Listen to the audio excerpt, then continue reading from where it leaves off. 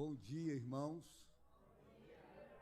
Eu percebi que eu estou nervoso como da primeira vez que eu estive aqui pregando.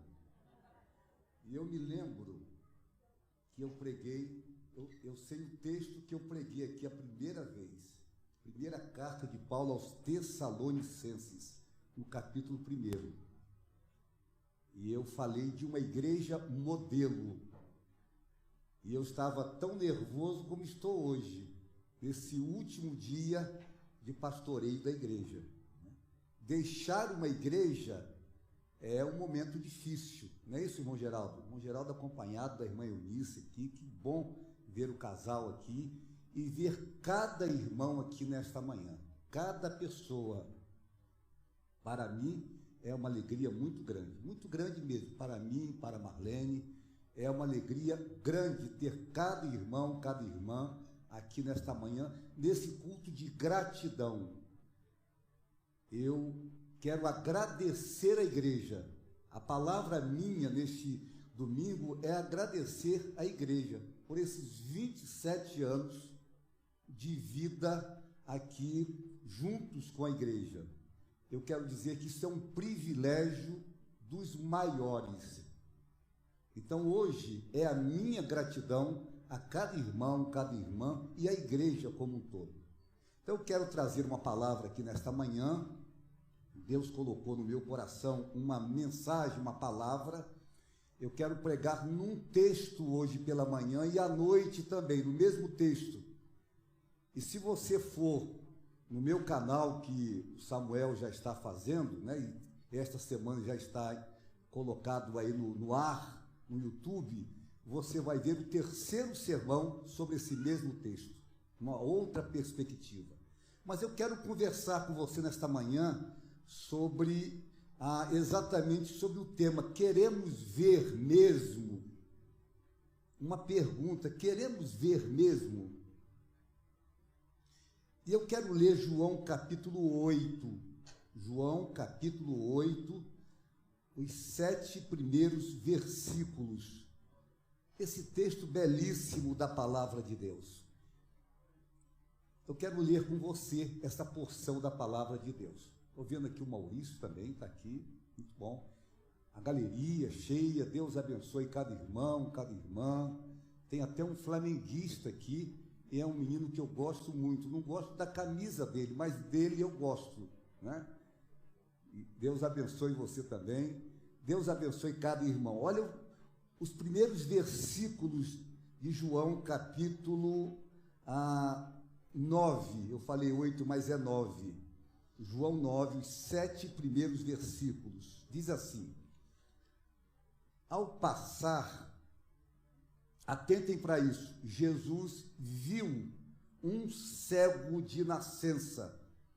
Seus discípulos lhe perguntaram: mestre, quem pecou, este homem ou seus pais, para que ele nascesse cego? Disse Jesus: nem ele, nem seus pais pecaram, mas isto aconteceu para que a obra de Deus se manifestasse na vida dele. Enquanto é dia, precisamos realizar a obra daquele que me enviou. A noite se aproxima quando ninguém pode trabalhar. E quando estou no mundo, sou a luz do mundo. Tendo dito isso, cuspiu no chão, misturou terra com saliva e aplicou-a aos olhos do homem. Então lhe disse: vá lavar-se no tanque de Siloé, que significa enviado. O homem foi, lavou-se e voltou vendo. Eu quero meditar com você sobre essa porção da palavra de Deus. E quero começar fazendo uma pergunta. Quem é o cego nessa narrativa bíblica? Quem é o cego? É lógico que, de imediato, a resposta é o cego de nascença. A gente diria, eu diria isso de imediato, é o cego. Ele não podia ver claramente evidenciado no texto. Ainda que quisesse, não podia. E é interessante, irmãos, que um detalhe que salta aos olhos é que o cego de imediato não manifesta vontade de ver. Eu fico impressionado com isso, mas é uma realidade. Ele não demonstra que deseja ver. Mesmo diante de toda a movimentação de Jesus com seus discípulos e a multidão, essa movimentação em torno da presença de Jesus, ele permanece neutro. Pelo menos João não diz que ele se manifesta. Ele permanece passivo, sem reação. Ele não se dá conta da oportunidade que está bem próxima. Somente após a intervenção de Jesus é que ele repentinamente, o texto mostra isso, repentinamente ele é tomado então de uma motivação que parecia não ter.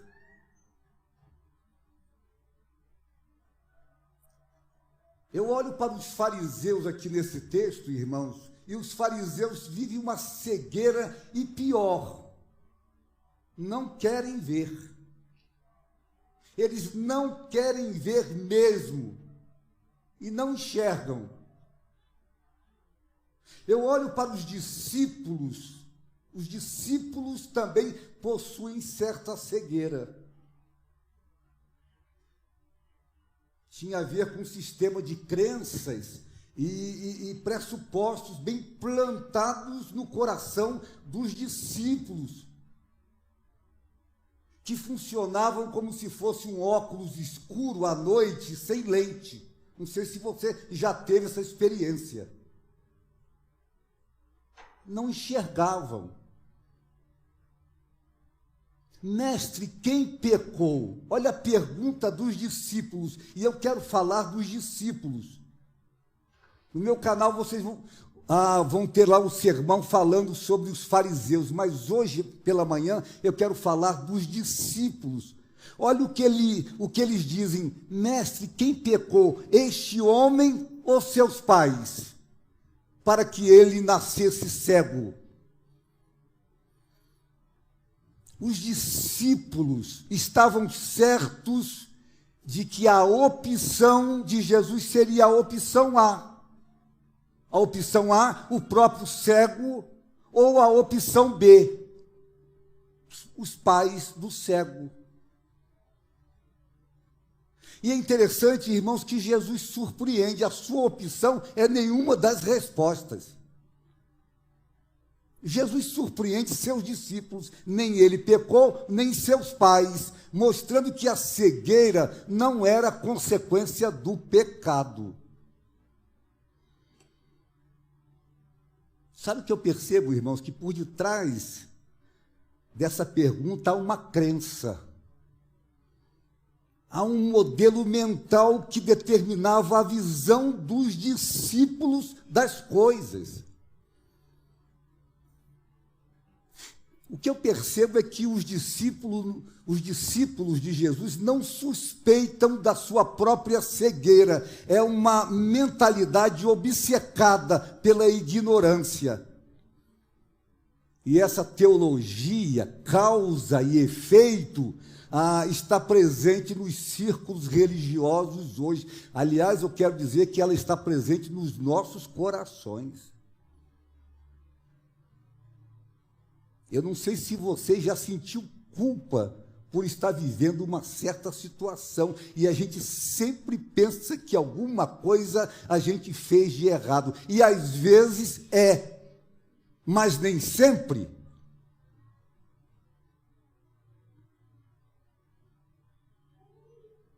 Ela tem sido usada, na verdade, essa teologia tem sido usada como elemento de manipulação, levando muita gente a atolar-se numa culpa terrível. O homem era cego, sem nenhuma relação com o pecado dos pais, e muito menos dele. Eu posso dizer uma coisa: quando a premissa é errada, tudo que se diz em seguida é um equívoco. E esse texto mostra isso. Será que não é o caso de questionarmos certas premissas, certas lógicas?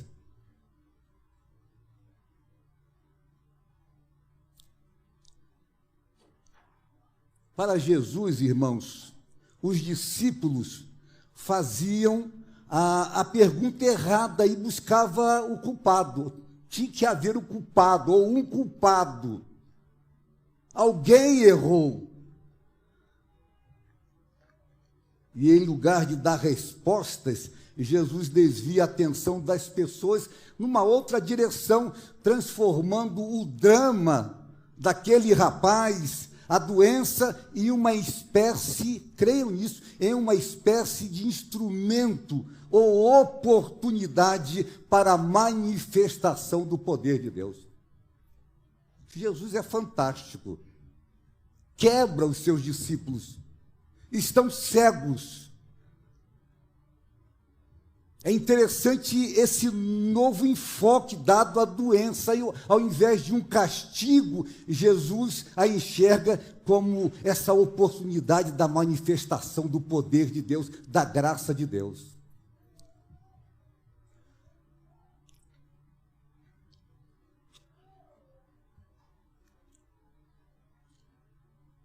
Eu penso que a agenda da igreja de Jesus, é reafirmar que Deus veio propiciar vida e levar as pessoas a experimentar uma transformação, uma mudança efetiva de vida. Eu quero que você entenda isso. É lógico que o pecado é terrível, que o pecado tem consequências. A questão é, será que tudo que é diferente se explica necessariamente por algum pecado pessoal? Eu posso dizer que, se insistirmos nessa lógica, nós vamos chegar a lugares inexplicáveis. Mas a luz de Cristo tinha brilhado sobre eles, mas tinham ainda uma lente opaca e escura que impedia o discernimento dos discípulos, o discernimento da verdade. Irmãos, exatamente isso me leva a fazer 3 reflexões. Eu quero que você coloque isso no seu coração, 3 reflexões, quero que você grave isso. A primeira é que ver e crer nem sempre estão totalmente alinhados, sintonizados na mesma frequência. Quero que você entenda isso. Nem sempre ver e crer estão sintonizados na mesma frequência. Crer é fundamental, a gente sabe disso. Crer na vida cristã, no cristianismo, crer é fundamental, mas é diferente de ver. Eu quero focar no ver. Os discípulos criam, mas tinham alguma dificuldade para ver. Exatamente porque são 2 questões diferentes. Os discípulos, embora crescem, não viam tudo e não sabiam o quanto ainda enxergavam pouco. Eu posso dizer que o pior é que acreditavam que enxergavam. Nós também, irmãos, pelo simples fato de seguirmos a Jesus, acreditamos que vemos muito longe, mas não é bem assim. Eu estava lendo ontem à noite sobre a Marília Mendonça, que morreu. É uma artista, uma pessoa interessante, criada numa Assembleia de Deus.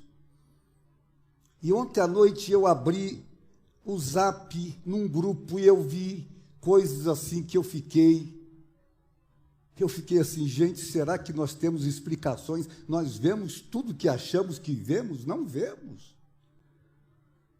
As pessoas tentando explicar teologicamente a morte de uma pessoa. Irmãos, que coisa difícil, me fez inclusive mal. Porque a gente acha que a gente enxerga, a gente acha que a gente tem uma visão muito larga. Eu diria, nem sempre. Estão percebendo, irmãos? Nós cremos, e que bom que nós cremos num Deus vivo, Senhor da história. Mas, irmãos, nós não vemos tudo.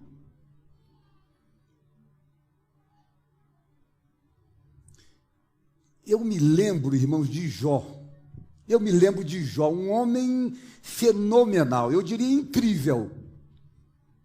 Que homem incrível era Jó. Excelente pai.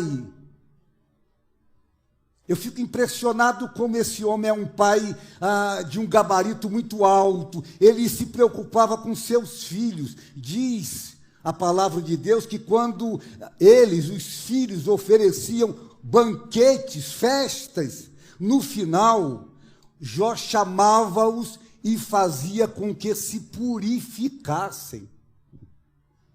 Meus filhos, vocês acabaram de fazer uma festa, eu não sei o que aconteceu. Vamos aqui ter um momento aqui, com Deus aqui, vamos pedir perdão a Deus. Esse pai fazia isso. E diz a Bíblia que de madrugada oferecia holocausto em favor de cada um deles. Olha o que ele pensava. Talvez os meus filhos tenham lá no íntimo pecado e amaldiçoado Deus. Isso é um paizão. Nem sei se a gente faz isso tudo hoje. Mas ele diz que fazia. E olha a leitura de Deus sobre Jó. Olha o que Deus fala de Jó. Aliás, ele era conhecido de Deus. Não basta você conhecer Deus. A pergunta é, você é conhecido de Deus? Jó era conhecido de Deus. Não há ninguém na terra como ele. Irrepreensível, íntegro. Homem que teme a Deus e evita o mal. E a gente conhece a história de Jó. Ele foi provado de uma forma assim muito grande, sua vida se transformou num caos. Seus amigos logo pediram que confessasse seu pecado. Causa e efeito, você pecou, Jó tem alguma coisa errada, confesse. No final, depois de Jó se restabelecer, ele faz uma declaração extremamente relevante em relação ao ver. Olha o que ele disse: eu te conhecia só de ouvir, mas agora os meus olhos veem. Ver, irmãos.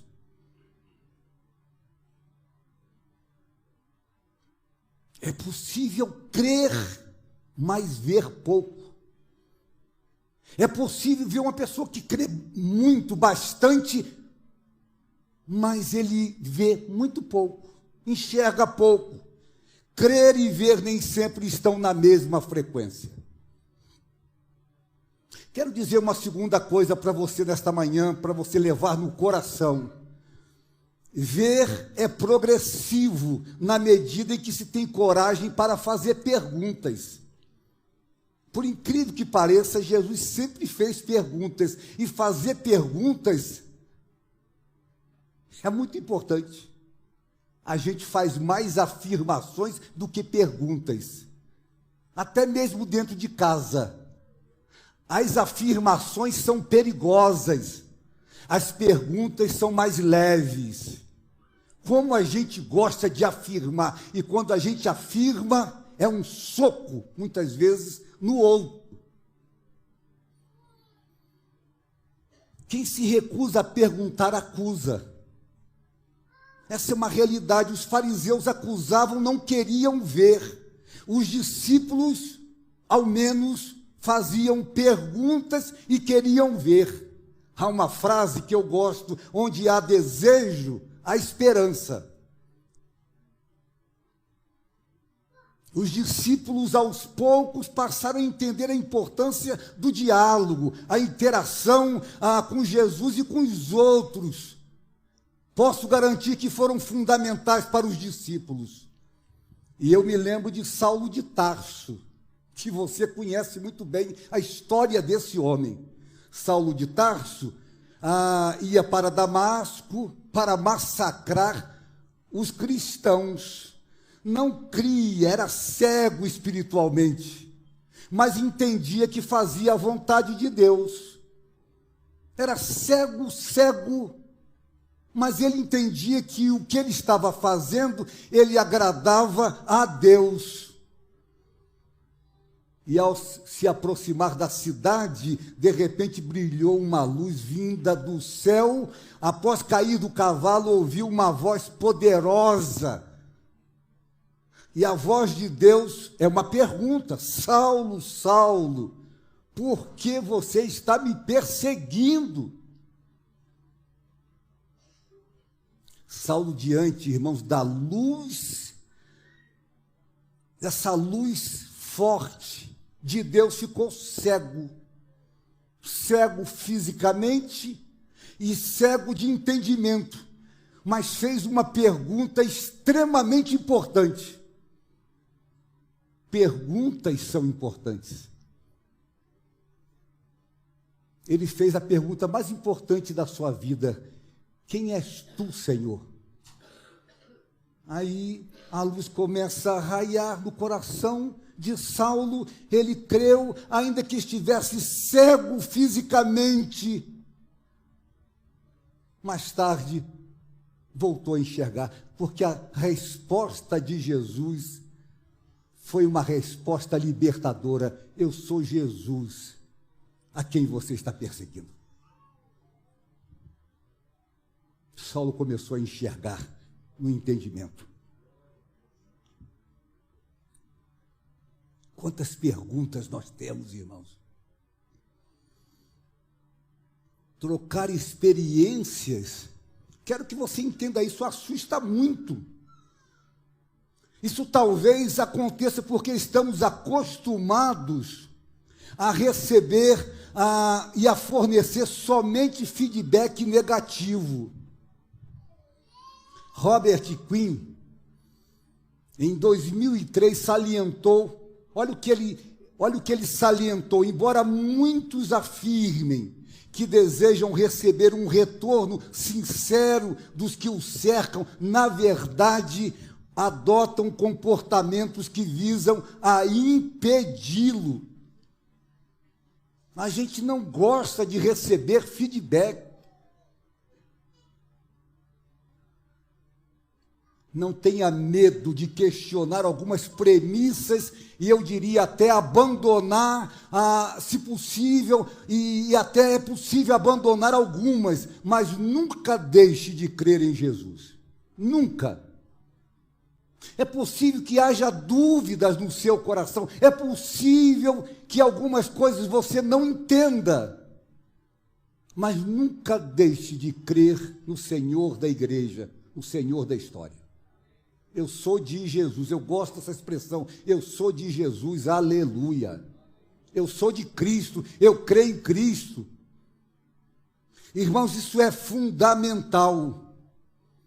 Perguntar é importante, mas não fique somente na especulação da vida.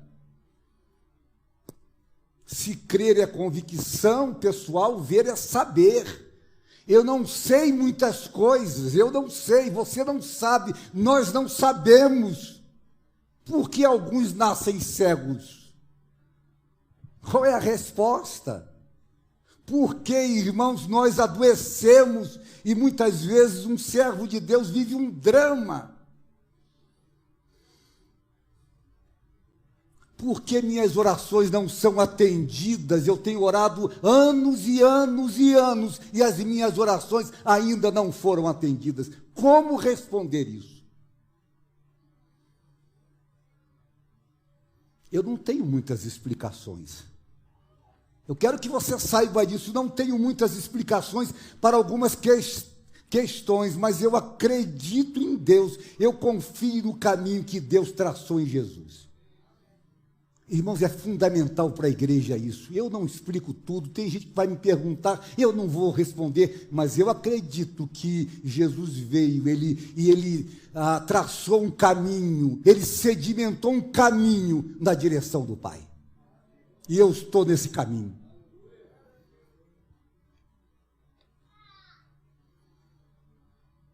Jesus não explica a cegueira do homem, mas se ocupa em fazer aquele homem enxergar. Às vezes queremos especular tanto e perdemos tempo em experimentar as transformações de Deus em nossas vidas. Mas eu quero dar a terceira reflexão para você nesta manhã. A terceira é ver, é discernir, é perceber as oportunidades de Deus e agir com obstinação santa de servo. Grave isso. Irmãos, eu quero repetir isso. Ver é discernir, é perceber as oportunidades de Deus e agir com obstinação santa de servo. Eu gosto do versículo 4, Jesus diz assim, enquanto é dia, olha que versículo que a gente conhece, todos nós conhecemos, enquanto é dia, precisamos realizar a obra daquele que me enviou. A noite se aproxima, quando ninguém pode mais trabalhar. Jesus disse aos seus discípulos, eles especulam, Senhor, como é que é esse negócio aqui, quem pecou, a gente está aqui conversando, a gente está nesse tratado teológico, a gente quer conversar sobre essa causa e efeito, como é isso? Jesus diz, olha, vamos trabalhar enquanto é dia, a noite chega. No tempo de Jesus, irmãos, definidamente o dia era para trabalhar, e a noite era para descansar. Quando a noite chegava, as pessoas diziam, agora eu vou descansar. Isso é uma coisa definida. No mundo moderno, nem sempre é assim. Mas no tempo de Jesus era assim. Quando o dia chega ao fim, o expediente também termina. Os discípulos estão envolvidos. Pensem comigo, eles estão envolvidos numa especulação louca. Imagine Pedro dizendo, olha, eu tenho uma explicação para dar. E o outro disse, mas por que isso? Por quê? E eles conversavam. E Jesus está preocupado, irmãos, porque o dia vai chegar ao fim. Irmãos, isso é tão importante para a igreja nesse tempo. Eles estão tentando descobrir a razão daquele homem nascer cego, enquanto isso há uma missão a cumprir. Para Jesus, irmãos, é mais importante, olha aqui o que eu vejo aqui, para Jesus é mais importante encarar o problema para mudar a realidade. Pensem comigo, Jesus está mais preocupado com o problema que está à sua frente e ele está preocupado em realizar a obra de Deus ali, mudar aquela realidade, do que na especulação. Jesus não entra na especulação, é trabalhar para que a glória de Deus se manifeste palpavelmente. E Jesus diz, temos que agir. Irmãos, é tempo de agir. Nós gostamos da especulação. Eu tenho dito que a igreja senta anos e anos num banco para assistir a palavra de Deus, mas age pouco. Eu estou dizendo nós. A gente tem uma dificuldade de pensar que nossa missão, irmãos, é uma missão gloriosa.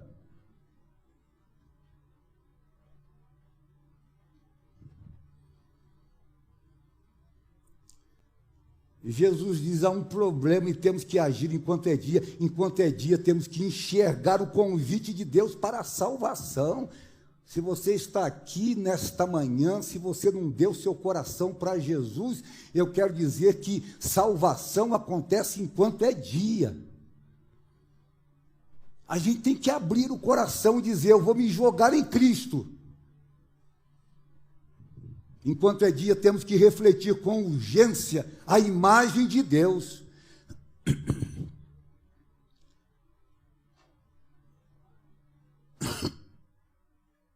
Gosto de Bonhoeffer. Ele disse assim: a imagem de Deus precisa urgentemente ser restaurada no homem cristão, e a igreja é agente de Deus. E nós precisamos pensar nisso. Nós temos uma dificuldade nesse tempo de falar de Jesus.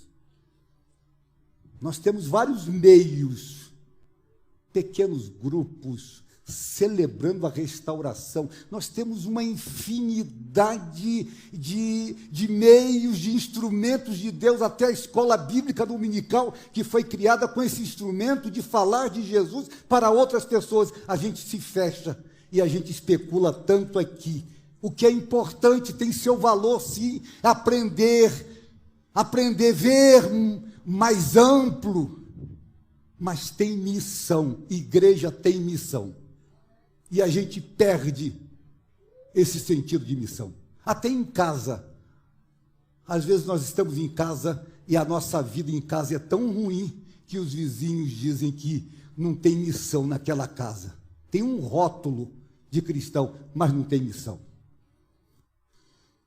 Enquanto é dia, irmãos, temos que enxergar e executar a obra de Deus aqui na história. Há muito o que fazer na seara de Deus.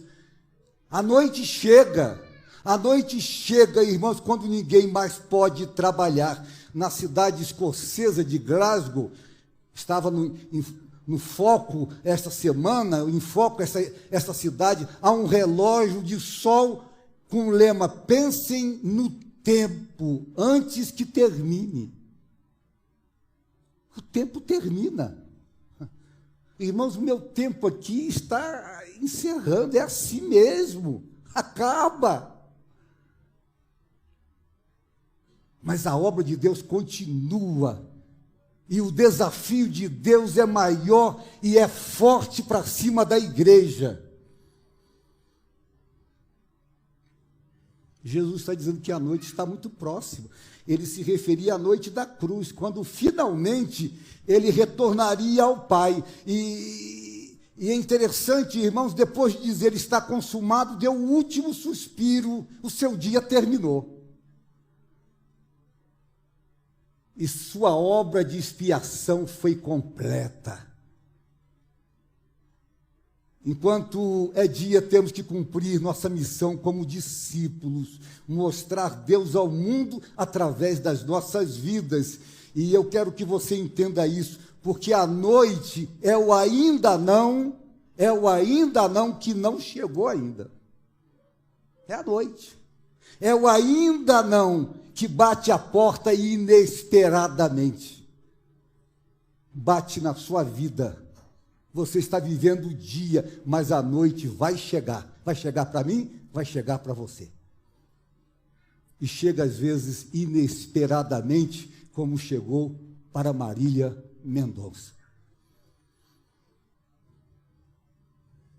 Mas deixe-me dizer uma coisa importante para você. A noite chega e faz cessar todas as oportunidades, mas você vai ver o que você nunca viu de Deus. E de você também.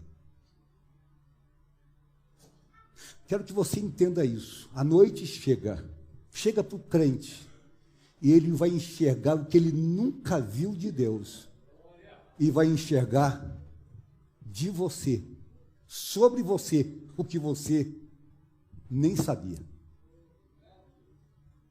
A noite chega, e eu gosto quando Paulo diz assim, porque agora vemos em espelho obscuramente, então veremos face a face. Agora conheço em parte, então conhecerei como também sou conhecido. Mas eu quero terminar esse sermão nesta manhã contando um fato, que eu já contei aqui muitas vezes. Contar história é bom que muitos lembram, mas muitos não se lembram. Eu gosto de uma mulher chamada Helen Keller. Quantos já ouviram falar de Helen Keller?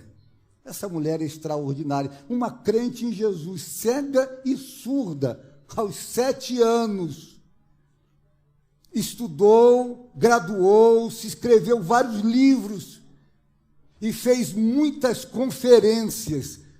Mas o que eu gosto mesmo é que certo dia ela estava na Itália e ela estava falando para um grupo de senhoras, uma reunião de senhoras, e depois de uma refeição, naquela reunião de senhoras, naquele momento meio especulativo, importante, alguém fez uma pergunta: Ellen, você tem medo da morte?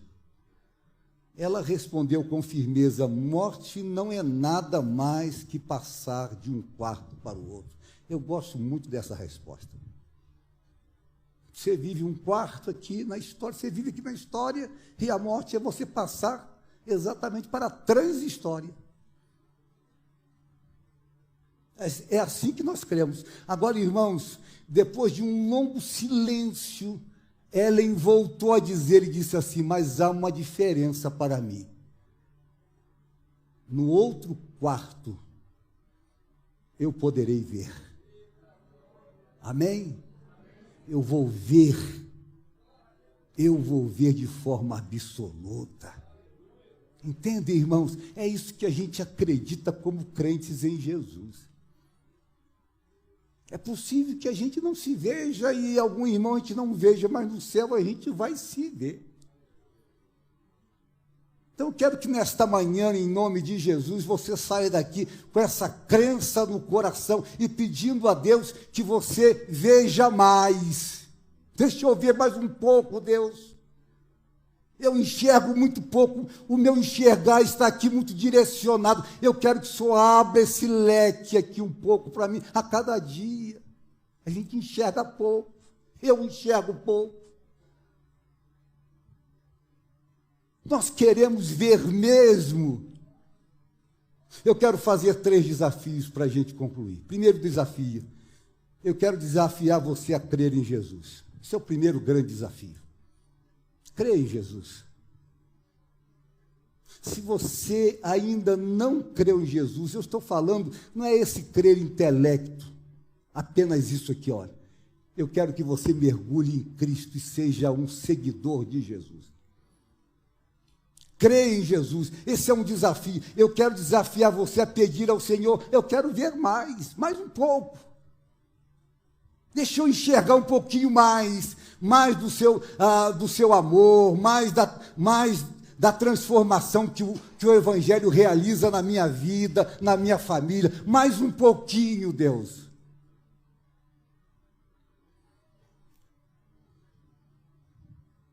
Eu quero também, Senhor, eu quero ver também, Senhor, a minha vida sendo usada enquanto é dia, porque a noite vai chegar e a gente não trabalha mais. Eu desafio você nesta manhã a dizer isso para Deus. Hoje à noite eu vou pregar sobre o cego. Ele era cego.